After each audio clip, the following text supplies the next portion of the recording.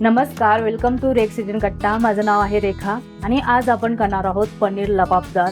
अतिशय टेस्टी आणि अगदी हॉटेलसारखी ही डिश आपण अगदी घरच्या घरी सहज बनवू शकतो। तर चला करूयात सुरुवात करण्यापूर्वी जर तुम्ही चॅनेलला नवीन असाल तर प्लीज चॅनेलला सबस्क्राईब करा, लाईक करा, शेअर करा आणि ही रेसिपी तुम्हाला कशी वाटली हे मला कमेंट करायला पण सांगायला पण विसरू नका। तर चला करूयात सुरुवात।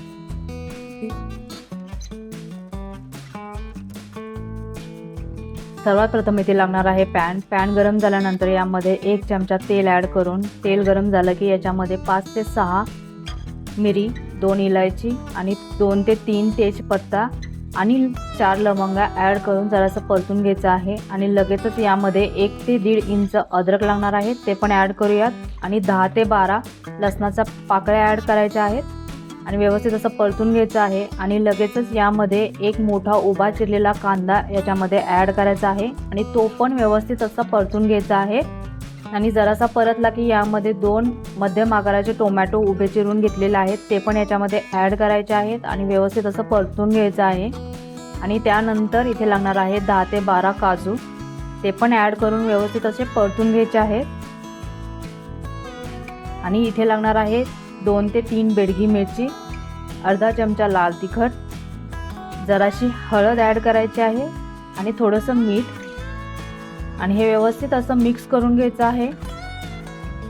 आणि मिक्स झालं की याच्यामध्ये जरासं पाणी ॲड करून आपण याला शिजत ठेवणार आहोत। साधारण 2-3 मिनिट याला शिजून द्यायचं आहे। व्यवस्थित असं मिक्स करून घ्यायचं आहे आणि याच्यावरती आता एक झाकण ठेवून याला 2-3 मिनिट आपण शिजत ठेवणार आहोत। तोपर्यंत पनीरला मसाला लावून घेऊयात। त्यासाठी लागणार आहे आपल्याला इथे एका बाउलमध्ये साधारण 250 ते 300 ग्रॅम पनीर लागणार आहे। तर पनीर घेऊयात आणि यामध्ये आपल्याला साधारण अर्धा चमचा लाल तिखट ॲड करायचा आहे, जराशी हळद, जरासा खडा मसाला ॲड करायचा आहे आणि थोडंसं ऑइल, साधारण अर्धा चमचा ऑइल तेल वापरायचं आहे आणि जरासं मीठ ॲड करायचं आहे। आणि हे व्यवस्थित असा हा मसाला पनीरला लागला गेला पाहिजे, तर या पद्धतीने मिक्स करून घ्यायचं आहे। आणि इकडे कांदा आणि टोमॅटो पण शिजून झालेला आहे। आता जरासं थंड करून याचं बारीक वाटण बनवून घ्यायचं आहे। तर या पद्धतीने आपलं वाटण बनवून तयार आहे। अगदी बारीक असं वाटण बनवून घेतलेलं आहे। आता एका गाळणीच्या साहाय्याने आपल्याला हे व्यवस्थित असं गाळून घ्यायचं आहे। तर एका चमच्याच्या साहाय्याने व्यवस्थित असं आपण हे वाटण गाळून घेणार आहोत। तर हॉटेलमध्ये याच पद्धतीने पनीर लबाबदार बनवलं जातं। अतिशय सुंदर असं हे पनीर लबाबदार बनतं। तर अशी सुंदर अशी ही ग्रेव्ही बनलेली आहे, पाहू शकता। अगदी स्मूथ अशी ही ग्रेव्ही बनून तयार आहे। तर खूप स्मूथनेस पण आलेला आहे गाळून घेतल्यामुळे। तर यासाठी लागणारी फोडणी करून घेऊया। त्यासाठी एका कढईमध्ये साधारण 2 चमचे तेल, 2 चमचे बटर हे पूर्णपणे ऑप्शनल आहे, पण बटर ॲड केल्यानंतर खूप छान लागतं। आणि त्याच्यामध्ये जरासं जिरे, जराशी बारीक चिरलेला लसूण आणि बारीक चिरलेली मिरची याच्यामध्ये ॲड करून आणि बारीक चिरलेला कांदा याच्यामध्ये ॲड करायचा आहे आणि पुन्हा व्यवस्थित असं परतून घ्यायचं आहे। जोपर्यंत खरपूस कलर येत नाही तोपर्यंत आपल्याला हा कांदा व्यवस्थित असा परतून घ्यायचा आहे। त्यानंतर याच्यामध्ये एक बारीक चिरलेला टोमॅटो ॲड करायचा आहे, तो पण याच्यामध्ये ॲड करून घेऊयात आणि पुन्हा व्यवस्थित असं परतून घेऊयात। टोमॅटो मऊसर होईपर्यंत याला परतून घ्यायचं आहे। आणि त्यानंतर 1 चमचा इथे लागणार आहे धने पावडर, अर्धा चमचा लाल तिखट, जराशी हळद, पुन्हा हे व्यवस्थित मिक्स करून घेऊयात। आणि छान असं परतून झालं की याच्यामध्ये गाळून घेतलेली जे ग्रेव्ही आहे ती याच्यामध्ये ॲड करायची आहे आणि व्यवस्थित असं मिक्स करून घ्यायचं आहे। आणि जरासं पाणी ॲड करायचं आहे। आता दाटसरपणा कसा हवा आहे त्यानुसार पाणी तुम्ही कमी जास्त करू शकता। आता हे व्यवस्थित असं मिक्स करून याला आपण उकळी आणून देणार आहोत। त्या अगोदर आपल्याला इथे वापरायचे आहे फ्रेश क्रीम, साधारण 4 चमचे। तर पनीर लबाबदारमध्ये फ्रेश क्रीम नेहमी वापरा, फार टेस्टी बनतं। आता हे व्यवस्थित असं मिक्स करून घ्यायचं आहे आणि उकळी आणून द्यायची आहे। जोपर्यंत उकळी येते तोपर्यंत एका पॅनमध्ये आपल्याला पनीर जरासं परतून घ्यायचं आहे। तर थोडंसं तेल ॲड करून याच्यामध्ये आपल्याला मसाला लावलेलं जे पनीर होतं ते व्यवस्थित असं परतून घ्यायचं आहे। त्यामुळे फार सुंदर आणि टेस्टी पनीर लागतं। आता खरपूस कलर येईपर्यंत आपल्याला हे पनीर व्यवस्थित असं परतून घ्यायचं आहे। पाहू शकता खरपूस कलर आलेला आहे। आता इकडे उकळी पण आलेली आहे। आता याच्यामध्ये आपल्याला हे जे पनीर आहे ते आपल्याला याच्यामध्ये ऍड करायचं आहे आणि व्यवस्थित असं एका चमच्याच्या साहाय्याने व्यवस्थित असं मिक्स करून घ्यायचं आहे आणि जरासं मीठ ऍड करायचं आहे। मीठ अगदी बेतानेच वापरायचं आहे कारण की प्रत्येक गोष्टीमध्ये आपण मीठ वापरलेलं आहे। आता 1 चमचा इथे आपल्याला लागणार आहे कसुरी मेथी, ती पण ऍड करून व्यवस्थित असं मिक्स करून घ्यायचं आहे आणि साधारण 4-5 मिनिट आपल्याला याला गॅसवर ठेवत चांगली उकळी आणून द्यायची आहे। तर पाहू शकता अतिशय सुंदर असं पनीर लबाबदार बनून तयार आहे। एका सर्विंग बाउलमध्ये घेऊयात, जरासं फ्रेश क्रीम वापरूयात आणि अतिशय सुंदर असं हे पनीर लबाबदार बनून आपलं तयार आहे। ही रेसिपी तुम्हाला कशी वाटली मला कमेंटद्वारे सांगायला विसरू नका। वेळात वेळ काढून ही रेसिपी पाहिल्याबद्दल तुम्हा सर्वांचे मनापासून आभार। पुन्हा भेटूयात एका नवीन रेसिपी सोबत। तोपर्यंत स्वतःची आणि इतरांची काळजी घ्या। थँक्यू।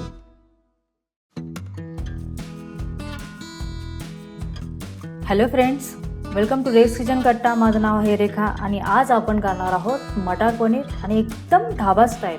खूप सुंदर होतं आणि याच्याबरोबर जर नान किंवा लच्छा पराठा असेल तर भारीच, एकदमच भारी।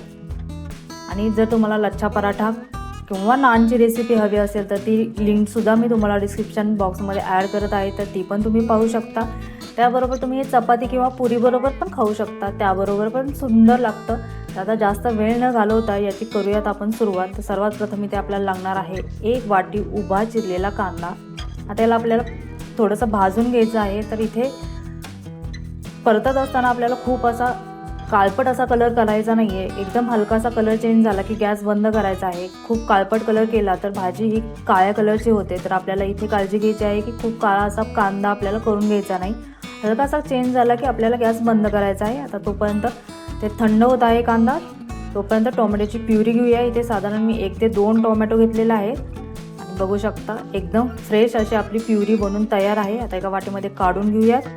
त्याच मिक्सरच्या जारमध्ये थंड झालेला कांदा ॲड करूयात आणि तोही वाटण त्याचं करून घेऊयात।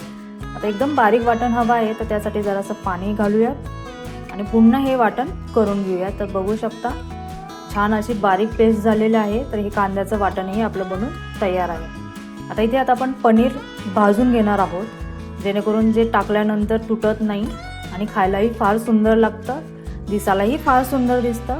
तर इथे 150 ग्रॅम पनीर घेतलेलं आहे आणि आता याला आपण दोन्ही साईडने आपल्याला एकदम गोल्डन ब्राऊन कलरचे असं आपल्याला भाजून घ्यायचं आहे। तर साधारण 3-4 चमचे मी तेल घेतलेलं आहे, तेलाच्या ऐवजी तुम्ही घी पण वापरू शकता। तर याला आपण आता जरासं परतून घेऊयात। आता दोन्ही साईडने आपल्याला गोल्डन ब्राऊन कलर येईपर्यंत याला परतून घ्यायचं आहे। तर बघू शकता खूप सुंदर असं पनीर दिसत आहे। आता एक्स्ट्राचं तेल आपण काढून घेऊयात आणि लगेचच याच्यामध्ये आपल्याला पाणी ॲड करायचं आहे, जेणेकरून वरून क्रिस्पी आणि आतून एकदम मऊसर असं होतं, एकदम ज्युसी असे पनीर होतात।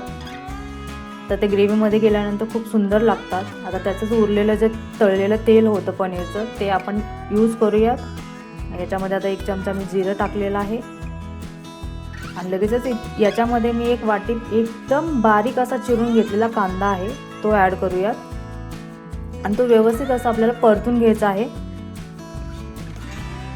थोडा कलर चेंज झाल्यानंतर मग आपण पुढची प्रोसेस करणार आहोत। तर 1 मिनिट आपल्याला हा कांदा परतून घ्यायचा आहे। कलर बघू शकता कलर चेंज झालेला आहे। आता याच्यामध्ये आपण जे बारीक केलेलं कांद्याचं वाटण होतं ते ॲड करायचं आहे आणि पुन्हा आपल्याला हे 1 मिनिट अजून परतून घ्यायचं आहे व्यवस्थित। आता जरासं मीठ घालूया, जेणेकरून लवकर आपला कांदा परतला जाईल। आता बघू शकता तेल थोडंसं सुटायला सुरुवात झालेलं आहे, तर कांदा आपला व्यवस्थित भाजलेला आहे। आता याच्यामध्ये टोमॅटोची जी प्युरी बनवली होती ती ॲड करूया त्याच्यामध्ये आणि पुन्हा हे व्यवस्थित असं एकत्रित करून पुन्हा आपल्याला हे जरासं परतून घ्यायचं आहे। तर परतल्यानंतर बघू शकता पुन्हा तेल सुटलेलं आहे। तेल सुटलं की आपल्या ह्या गोष्टी आपल्या व्यवस्थित परतून झालेल्या असतात।